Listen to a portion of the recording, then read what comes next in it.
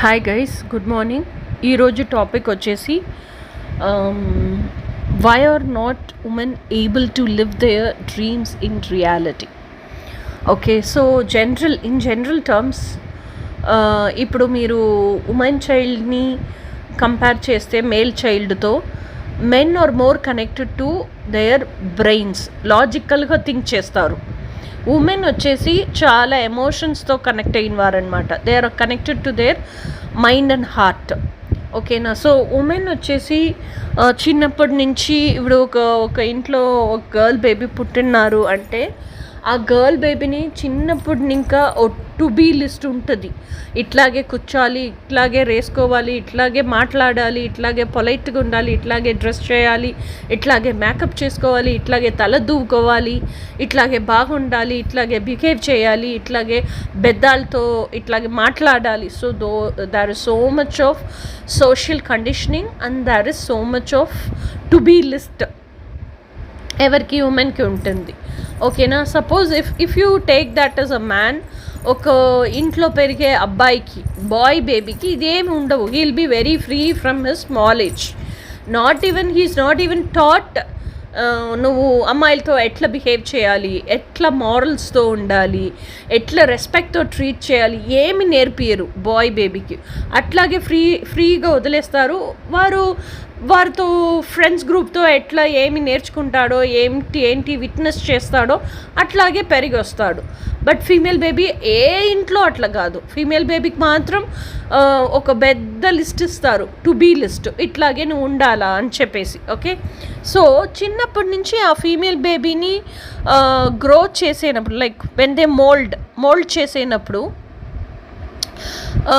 ఏం చేస్తారంటే, so like అమ్మ నాన్న వచ్చేసి ఆ బేబీ వచ్చేసి చాలా అంబిషియస్గా ఉంటుంది, చాలా కేర్ ఫ్రీ నేచర్గా ఉంటుంది, చాలా ఫన్ లవింగ్, ఫ్రీ ఫ్లోయింగ్, స్ట్రూడియస్గా ఉంటుంది, చాలా చాటలు చేస్తుంది, ఎగిరి కుదిస్తుంది, లైక్ చాలా బాగా అందరితో మాట్లాడుతుంది, అందరితో చాలా ఈజీగా మింగిల్ అయిపోతుంది, ఫన్ లవింగ్ పర్సనాలిటీగా ఉంటుంది, చాలా ఫ్రాంక్గా ఉంటుంది, ఏదైనా గబగబగబా మాట్లాడేస్తుంది, చాలా చాటర్ బాక్స్గా ఉంది అంటే డెఫినెట్లీ అందరూ ఇంట్లో ఏం చెప్తారంటే, అమ్మాయి ముందు చెప్పేస్తారు, నువ్వు చాలా బాగా మాట్లాడుతున్నావు, నువ్వు చాలా జోవియల్గా ఉంటున్నావు అన్నీ చెప్తారు.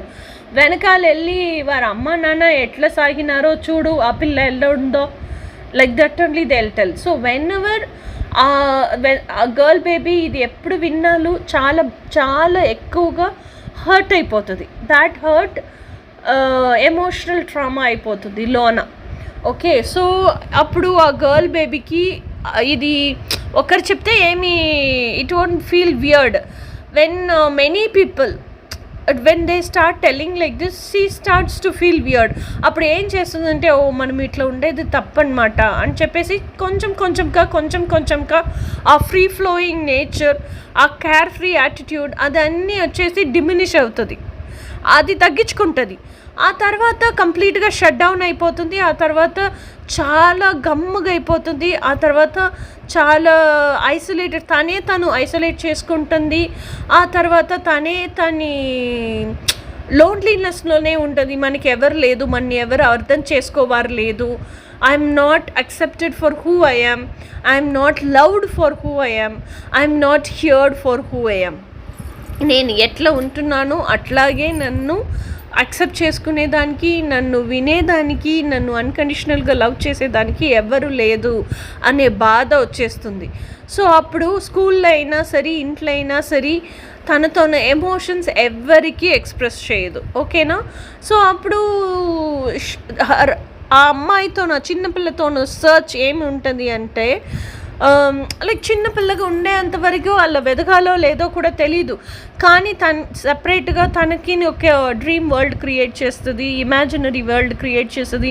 ఆ డ్రీమ్ వరల్డ్ లోపల ఒక డ్రీమ్ పర్సన్ని క్రియేట్ చేస్తుంది. ఇట్లా ఒక అబ్బాయి ఉంటే మనకి బాగుంటుంది కదా, ఇట్లా ఒక అబ్బాయి ఫ్రెండ్గా ఉంటే మనం అన్నీ ఆ ఫ్రెండ్ దగ్గర చెప్పొచ్చు కదా, ఇట్లా ఆ ఫ్రెండ్ కూడా మనతో మాట్లాడతాడు కదా, మనం హ్యాపీగా ఉండొచ్చు కదా. Like this only a girl baby keeps on growing in her imaginations when she molds herself up. Okay, see when others మిగతా వారంతా టు బీ లిస్ట్ ఇస్తారు, ఇట్లాగే ఉండాలా చెప్తారు, వారి ఎక్స్పెక్టేషన్స్ ఎక్స్పెక్ట్ చేస్తున్నట్టు తను అది మోల్డ్ చేసుకుంటుంది. కానీ తనకు పెట్టినట్టు తను ఉండాలా అని చెప్పేసి ఒక ఆశ ఉంటుంది కదా, ఆ ఆశ తన లోపల ఒక డ్రీమ్ వరల్డ్గా క్రియేట్ చేసి దాని లోపల పెట్టుకొని ఉంటుంది. Okay, this is how a girl baby gross it self from childhood.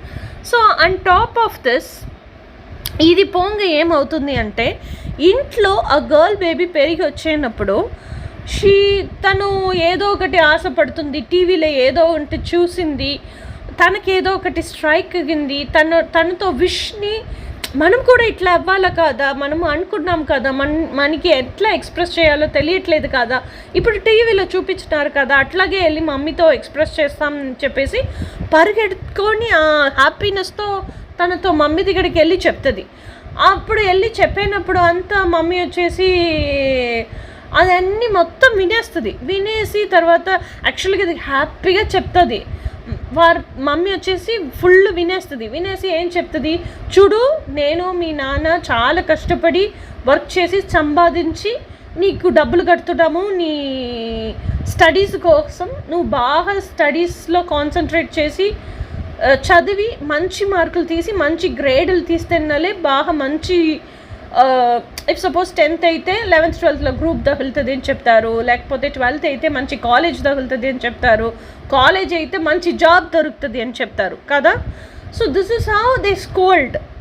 Okay, so scold చేసిన తర్వాత ఆ పిల్లకి ఎక్స్ప్రెస్ చేసింది కదా, తనతో విష్ అంత హ్యాపీగా వచ్చి ఎక్స్ప్రెస్ చేసింది.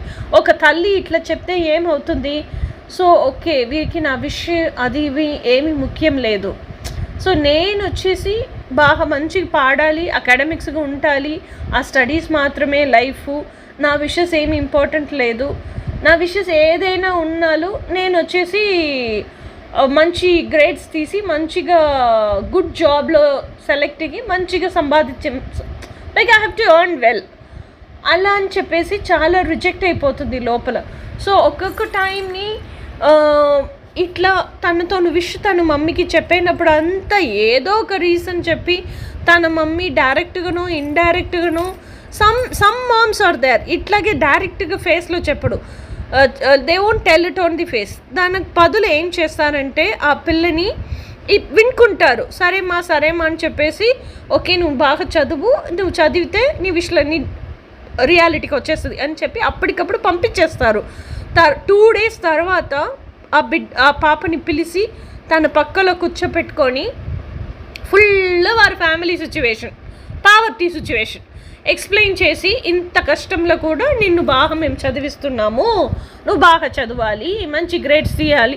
ఆ తల్లి ఏటి హార్ష్ చెప్పిందో ఈ తల్లి అదే సాఫ్ట్గా సాబూతుగా చెప్తుంది కూతురికి, అంతే డిఫరెన్స్. కానీ మ్యాటర్ ఇటే, అప్పుడు సాఫ్ట్గా చెప్పినా కూడా ఆ చిన్నపిల్లకి అర్థమవుతుంది కదా, సాఫ్ట్గా చెప్పిన వాళ్ళు కూడా రిజెక్షనే కదా, హర్ట్ అవుతుంది కదా. సో ఎవ్రీ టైం ఆ హర్ట్ వచ్చేసి లోన ఎమోషనల్ ట్రామా అవగా deep within the heart వెళ్ళిపోతుంది. సో ఎమోషన్ అంటే ఏంటి, energy in motion is called emotion. So your body functions in 4 states కదా, బ్రెయిన్, సోలు, ఆ తర్వాత స్పిరిట్. ఓకే, సో బ్రెయిన్ వచ్చేసి హోల్ బాడీ మొత్తం వైర్ కనెక్షన్ ఉంది. సో బ్రెయిన్ ఏం ఇన్స్ట్రక్షన్ చేస్తుందో అట్లా ఈ బాడీ ఫంక్షన్ అవుతుంది కదా. సోల్కి 2 parts ఉంది, higher vibrational part, lower vibrational part. Higher vibrational పార్ట్ని మనము హయ్యర్ సెల్ఫ్ అని చెప్తాము, లోవర్ వైబ్రేషనల్ పార్ట్ని మనము మనసు అని చెప్తాము, మైండ్ అని చెప్తాము కదా. So higher vibrational part is మనసాక్షి, తర్వాత spirit is our divine self, ఇరైసాక్షి. సో ఇట్లాగే కదా బాడీ ఫంక్షన్ అవుతుంది. దీంట్లో మన మైండ్ ఉంది కదా, మనసు, దాన్నే ఇన్నర్ చైల్డ్ అని చెప్తాము. Inner child is nothing but our emotional side. ఓకేనా. సో అప్పుడు హోల్ బాడీ సిస్టమ్కి ఎనర్జీ ఎక్కడుంది, మైండ్లోనే ఉంది. సపోజ్ నువ్వు పొద్దున లెగసేసి బాత్ అన్నీ తీసుకొని లెగసేనప్పుడే చాలా హ్యాపీగా లెగుస్తావు, చాలా హ్యాపీగా రిఫ్రెష్ అవుతావు, tea coffee like you'll have tea coffee and then స్నానానికి వెళ్తావు, స్నానానికి వెళ్ళి బాగా హ్యాపీగా వచ్చి గుషిగా రెడీ అవుతూ ఉంటావు. అప్పుడు ఎవరో ఒకరు నిన్ను హర్ట్ అయ్యేంత ఏంటో ఒకటి హార్ష్ చెప్పేస్తారని పెట్టుకో. అప్పటి వరకు నీ ఎనర్జీ ఫ్లో ఎట్లా ఉండింది? హ్యాపీగా ఖుషిగా ఉండింది. అది ఎక్కడి నుంచి వచ్చింది? నీ మైండ్ సెట్లో నుంచి వచ్చింది. తర్వాత ఎవరో ఒకరి నిన్ను హర్ట్ చేసేసినారు, చాలా హర్ట్ అయిపోయినావు, ఆ తర్వాత చాలా సాడ్ అయిపోయినావు, డిప్రెస్ అయిపోయినావు. అప్పుడు ఎలా ఉన్నావు? ఆ ఖుషిగా ఉండి నువ్వే అట్లాగే గమ్ముగా అయిపోయినావు. నీ ఎనర్జీ టపటపా కిందకి పోయేసింది. That is also mindset. So మనసులోనే ఎనర్జీ ఉంది, ఓకేనా? సో ఎనర్జీ ఫ్లో మనసులో నుంచే హోల్ బాడీకి సర్క్యులేట్ అవుతూ ఉంది. అప్పుడు ఈ సర్క్యులేట్ అవుతూ ఉండే అన్నప్పుడే that is called energy in motion. Emotion stagnate అయిపోతే ఏంటి? ట్రామా. ఆ ట్రామానే ఫిజికల్ మేనిఫెస్టేషన్ ఎట్లా వస్తుంది? డిసార్డర్గా వస్తుంది, ఓకేనా? సో ఈ ఎనర్జీ సర్క్యులేట్ అవుతూ ఉండేటప్పుడు ఏ ప్లేస్లో హర్ట్ అవుతుందో ఆ ప్లేస్ స్టాగ్నేట్ అయిపోతుంది. మీది ఎనర్జీ ఫ్లో మొత్తం సర్క్యులేట్ అవుతానే ఉంటుంది, ఓకేనా?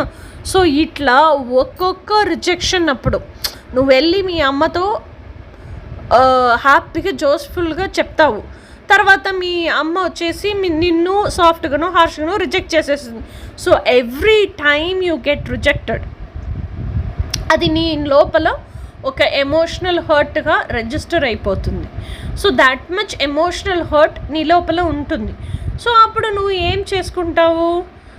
నేను ఎట్లా ఉంటున్నానో అట్లా మా మమ్మీకి డాడీకే నన్ను అక్సెప్ట్ చేసుకోలేదు అని చెప్పేసి you will isolate your self from the whole family. And ఎప్పుడు నువ్వు లోన్లీనెస్లోనే ఉంటావు, చాలా డిప్రెస్డ్ స్టేట్లోనే ఉంటావు కదా. Like that only female child is growing up. So when they grow up, if they have the feeling, so like in my experience, what I've seen is all the kids who have been like 70s, 80s, 90s kids and all have this experience because they are the ones suffering now. The next generation of these people now has changed a lot, and even though they have changed a lot, but still the sons, only a few, very little percentage, might be, let us take 97% of the guys has not yet changed because those guys were being brought up by these orthodox moms. The 3% of the crowd has changed, lots of change in that 3%. Okay, so when a girl baby is born like this and brought up like this and emotionally carrying so much of trauma throughout the life until అది college finish చేసే అంతవరకు ఇంత trauma ఉండితే తనకు మైండ్లో ఏంటి ఉంటుంది చెప్పండి? She feels I don't belong here, I'm not valued here, and my dreams and my emotions are not valued here. So ఆ పిల్లకి ఏముంటుంది? నేను అప్పుడంటే ఎక్కడ బిలాంగ్ చేశాను, where do I belong to? ఈ సర్చ్ ఆటోమేటిక్గా వచ్చేస్తుంది, ఓకేనా? సో నా మైండ్లోని డ్రీమ్ పర్సన్ లాగానే ఒక రియల్ పర్సన్ ఎక్కడైనా ఉంటాడా? నన్ను అర్థం చేసుకుని నేను ఎట్లా ఉంటానో అట్లాగే నన్ను అర్థం చేసుకుంటాడా? నా డ్రీమ్స్ని, నా విషెస్ని నన్ను అర్థం చేసుకుంటాడా? నన్ను అక్సెప్ట్ చేసుకుంటాడా? నేను ఎట్లా ఉండేనో అట్లాగే నన్ను లవ్ చేస్తాడా? నాతో స్నేహంతో ప్రేమతో ఉంటాడా? This search starts for the women. ఈ సర్చ్ హోల్ మైండ్, ఎందుకంటే చిన్నప్పటి నుంచి, నిన్న మొన్న కాదు, from small age till college finishing 21 years she has been living only in this thought. So her head, mind, body, heart, everywhere only these thoughts are being filled. So ee thoughts e mottam undi, and she has isolated herself from everybody. తను లోన్లీనెస్లో ఉంది, తను డిప్రెషన్లో ఉంది. ఆ డిప్రెషన్లో నుంచి బయటికి రావాలి, లోన్లీనెస్లో నుంచి బయటికి రావాలి అంటే she starts her search. And for every rejection ఉంది కదా, వారి అమ్మ ఒక్కొక్కసారి రిజెక్ట్ చేసింది కదా, అప్పుడంతా తనకు తానే ఒక కథ చెప్పుకొని ఉంది. నాకైనా ఒక దిస్ డ్రీమ్ పర్సన్ రియాలిటీలో వస్తాడు, వాడు నన్ను వాల్యూ చేస్తాడు, రెస్పెక్ట్ చేస్తాడు, నా డ్రీమ్స్ అన్ని రియాలిటీకి తీసుకొస్తాడు, నన్ను ఆ డ్రీమ్స్ని రియాలిటీను live like heal make me live those dreams in reality. So ఇది వచ్చేసి ఇదే అస్యూమ్ చేసుకుంటుంది, ఇది స్ట్రాంగ్గా బిలీవ్ చేస్తుంది. ఎస్ కరెక్ట్, మీ డ్రీమ్ పర్సన్ వస్తే ఇది అన్నీ చేసేస్తాడు. So but what happens is college అన్నీ అయిపోయింది, ఆ తర్వాత పెండ్లి చూపులు వస్తుంది. Whether it's an arrange marriage or a love marriage, a guy is going to enter into this girl's life. So ఇది ఏంటి అనుకుంటుంది అంటే, all my dreams are going to come true through this guy.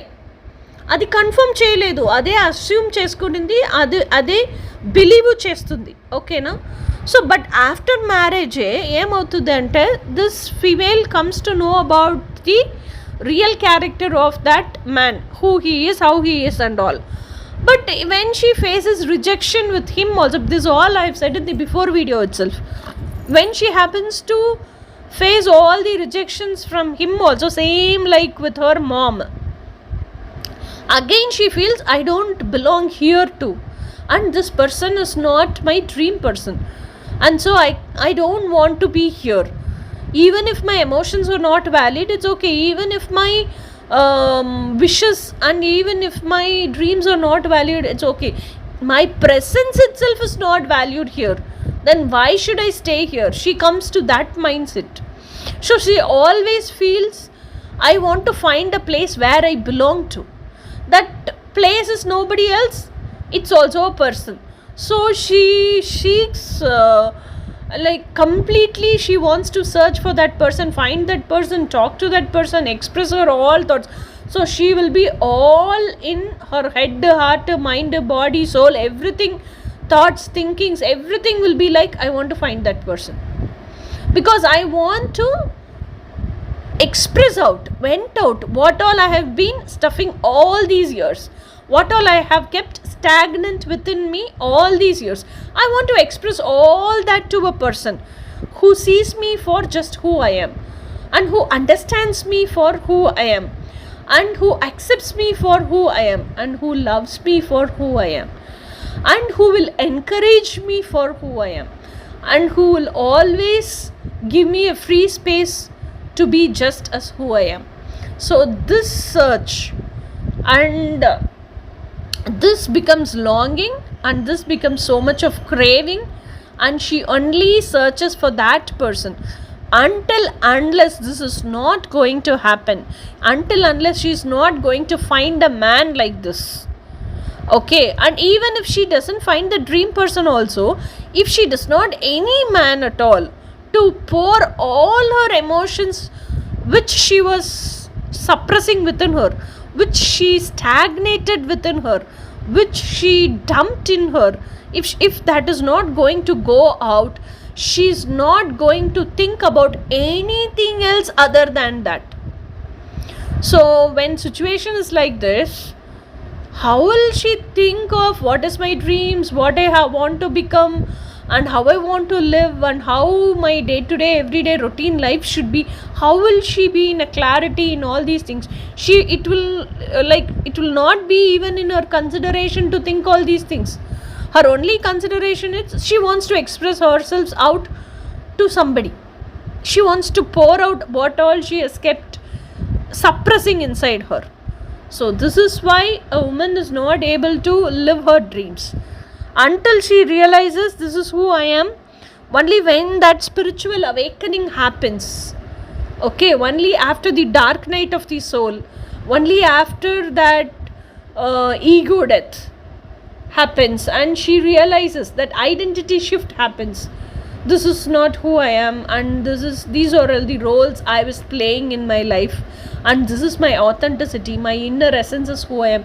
Until she realizes all these things, she'll not even think about living her dreams in reality. Her thinkings and thoughts will be, because altogether 21 years in her parents' house, she has been living so numb, so isolated, so lonely. After coming to her husband's house also, same pattern repeated, and she was living the same, and she's living the same. Still she's in her husband's house only, na?